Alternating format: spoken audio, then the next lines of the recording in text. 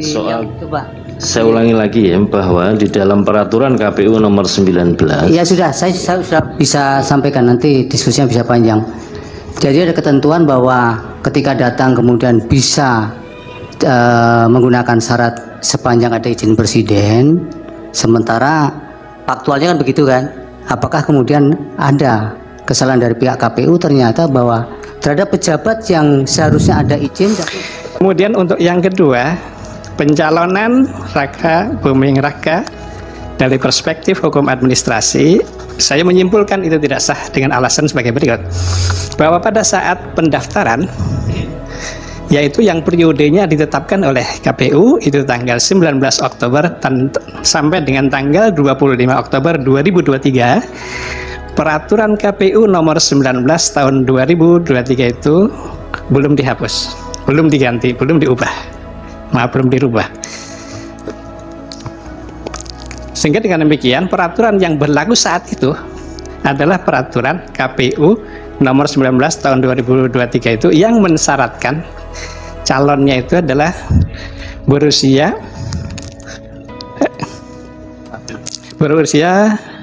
paling rendah 40 tahun. Sehingga dengan demikian pada saat pendaftaran itu ya yang bersangkutan memang belum berusia 40 tahun. Baru kemudian setelah itu ternyata diterima pendaftaran itu, baru kemudian penetapan sebagai pasangan calon itu menggunakan keputusan KPU nomor 1632 tahun 2023. Ini yang saya aneh dari perspektif saya sebagai bidang hukum administrasi adalah pada konsideran menimbang.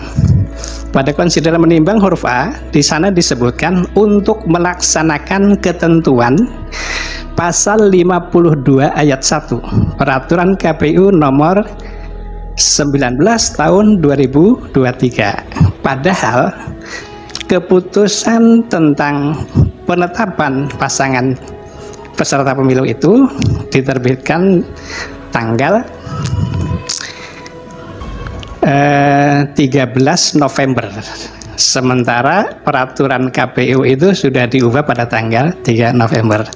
Itu masih dijadikan dasar pertimbangan menimbang, konsideran menimbang itu. Itu secara hukum administrasi kurang tepat karena itu sudah tidak berlaku. Mestinya yang jadi pertimbangan adalah undang-undang yang baru, peraturan yang baru.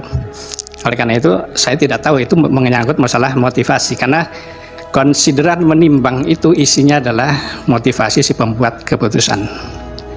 Dan itu yang tentu yang bisa menjawab apa tujuan dicantumkannya peraturan yang sudah tidak diberlaku tentu pada pembuat keputusan itu. Kemudian yang berikutnya mengenai surat KPU nomor 1145 dan seterusnya tentang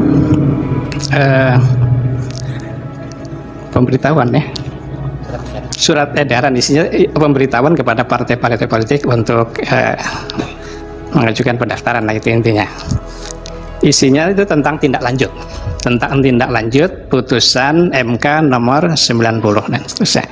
Nah ini kalau dari perspektif hukum administrasi, surat keputusan ini tergolong sebagai diskresi yang dituangkan dalam bentuk tertulis itu menjadi Beleitsregel atau peraturan kebijakan.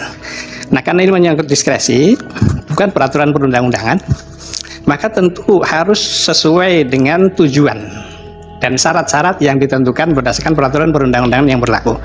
Untuk diskresi itu syaratnya ada di pasal 24 Undang-Undang nomor 30 tahun 2014 tentang administrasi pemerintahan. Di sana disebutkan syaratnya tidak bertentangan dengan peraturan perundang-undangan yang berlaku, sesuai dengan asas-asas umum pemerintahan yang baik, berdasarkan alasan-alasan objektif, tidak menimbulkan konflik kepentingan, dan dilakukan dengan iktikat baik. Sekedar catatan bahwa untuk poin bertentangan dengan peraturan perundang-undangan yang berlaku sebagai syarat itu sudah ditiadakan dengan Undang-Undang Cipta Kerja. Kemudian untuk tujuan Tujuan diskresi itu adalah melancarkan penyelenggaraan pemerintahan, mengisi kekosongan hukum, memberikan kepastian hukum, mengatasi stagnasi pemerintahan, dan mengatasi stagnasi pemerintahan dalam keadaan tertentu guna kemanfaatan dan demi kepentingan umum. Syarat dan tujuan diskresi ini berdasarkan Undang-Undang Administrasi Pemerintahan, baik syarat maupun tujuannya itu sifatnya kumulatif. Sehingga karena kumulatif, agak sulit untuk dipenuhi itu sebagai peraturan kebijakan yang sesuai dengan undang-undang ini. Karena putusan MK itu tidak ada vague norm, tidak ada norma yang samar, tidak ada pilihan juga, hanya satu hal, yaitu mengubah ketentuan pasal 169 tentang syarat itu, huruf Q, hanya itu. Sehingga hanya ada satu hal yang dapat dilakukan oleh KPU ketika itu, yaitu mengubah saja, mengubah peraturan KPU itu sesuai dengan putusan MK itu. Tidak ada alternatif lain, tidak ada pilihan lain. Ketika itu tidak ada pilihan lain, maka diskresi tidak dapat digunakan, harus menggunakan peraturan atau ketentuan yang berlaku. Itu secara garis besar dari apa yang kami sampaikan. Baik, silakan dari kuasa hukum ada pertanyaan. Terima kasih. Ahli, ada pengaduan soal, Ditulis ya Prof, nanti lupa. ada pengaduan yang berkaitan dengan kampanye yang dilakukan oleh menteri. Nah, pengaduan itu dilaporkan ke Bawaslu, tapi oleh Bawaslu itu tidak diselesaikan. Ada yang tidak diselesaikan, Ada yang tidak diselesaikan dan ada yang diselesaikan. Atas dasar itu kemudian diajukanlah ke DKPP tindakan Bawaslu yang tidak memenuhi kewajibannya seutuh-utuhnya itu.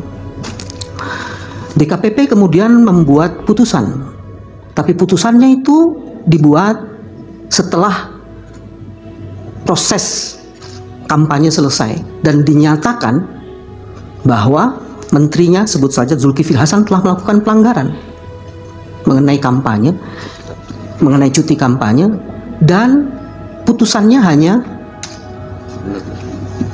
menegurnya saja. Dalam perspektif keahlian saudara saksi, bagaimana saudara ahli, bagaimana dengan putusan yang seperti itu yang sama sekali tidak mengubah bahwa telah dilakukan kampanye bansos berulang-ulang kali itu? Itu bagian yang pertama. Yang kedua, tadi sudah dikemukakan dengan sangat baik soal diskresi. Diskresi ini selalu dijadikan dasar dan dibuat menjadi bagian yang lazim dilakukan oleh teman-teman di KPU. Dan surat edaran yang dibuat untuk menindaklanjuti putusan KPU itu tadi disebutkan tidak boleh dijadikan dasar sebagai diskresi. Kalau itu dijadikan sebagai dasar diskresi dan dipaksakan itu, apa akibat hukumnya? Apakah diskualifikasi terhadap calon-calon tertentu yang tidak memenuhi syarat itu bisa dilakukan? Terima kasih. Pak Refli ada, silakan. Iya, tadi saudara mengatakan bahwa penetapan Gibran itu adalah pelanggaran dari sudut hukum administrasi. Pertanyaan saya, seandainya pelanggaran ini tidak disengketakan, apakah kemudian pelanggaran tersebut kemudian dianggap menjadi sah begitu? Itu termasuk misalnya tidak, dan apakah masih bisa dipersoalkan di institusi seperti Mahkamah Konstitusi ini? Ya teman-teman, salah satu dalil dari kubu 01 ini, kubu Anies dan Muhaimin, adalah mengenai pencalonan Gibran.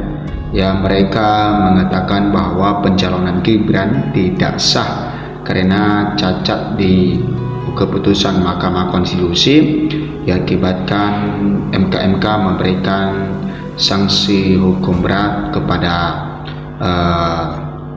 Ketua Mahkamah Konstitusi pada saat itu, yaitu Anwar Usman.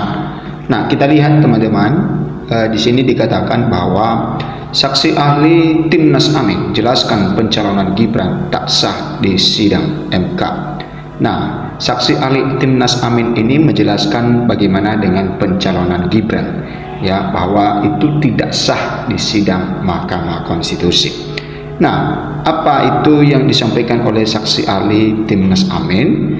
Nah, di sini dikatakan ahli hukum administrasi dari Universitas Islam Indonesia atau UII Ridwan menyebut pencalonan Gibran Rakabuming Raka sebagai calon wakil presiden Cawapres di Pilpres 2024 tidak sah secara hukum. Hal itu disampaikan Ridwan sebagai ahli yang dihadirkan oleh kubu 01 Anies Muhaimin atau Amin di sidang sengketa Pilpres di Gedung Mahkamah Konstitusi MK Jakarta Senin 1 April.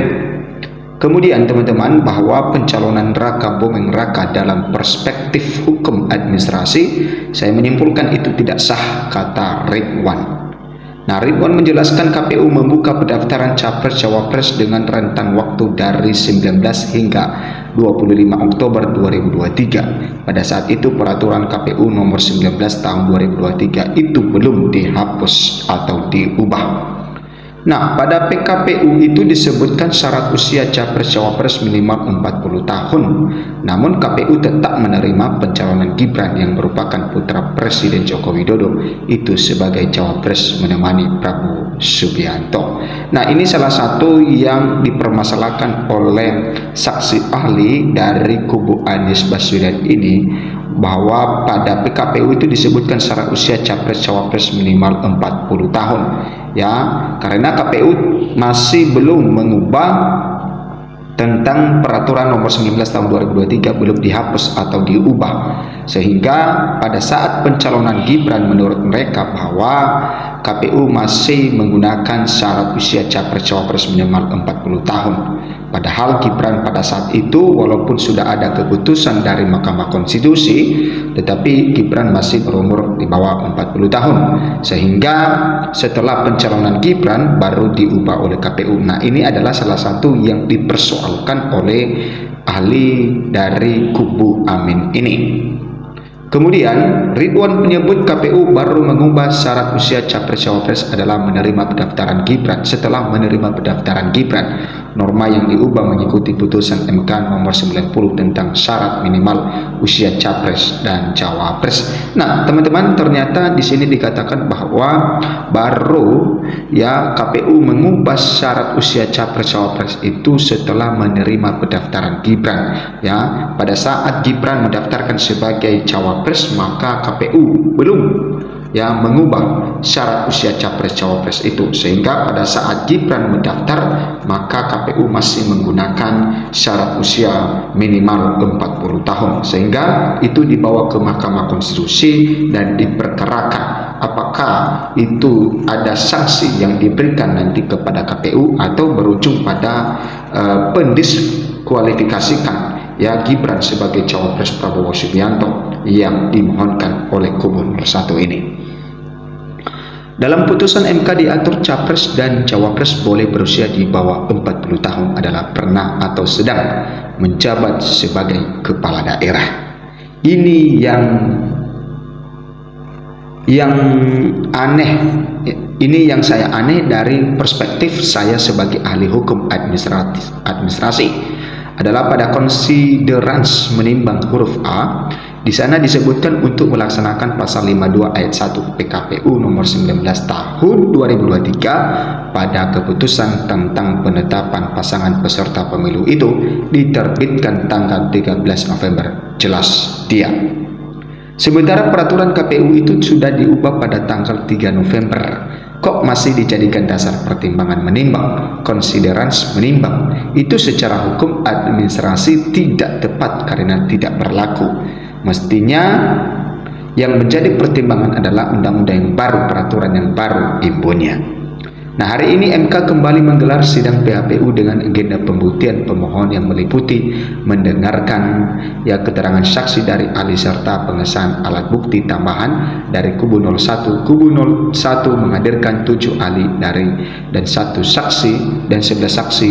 Adapun gugatan mereka didiskualifikasi dalam kontestasi Pilpres 2024. Nah, ini yang mereka gugat adalah supaya kubu 02 yaitu Prabowo Gibran atau salah satunya Gibran didiskualifikasi di Pilpres tahun 2024 ini. Memang kita tahu kalau kita mengikuti dari awal bagaimana pencalonan Gibran ini memang menuai berbagai macam polemik sampai Ketua Mahkamah Konstitusi Anwar Usman yang dipecat sebagai Ketua Mahkamah Konstitusi, dan bukan hanya dipecat tetapi tidak ikut di dalam mengambil keputusan sengketa pemilu tahun 2024 ini, karena MK menduga supaya tidak ada kepentingan keluarga di situ, karena Anwar Usman adalah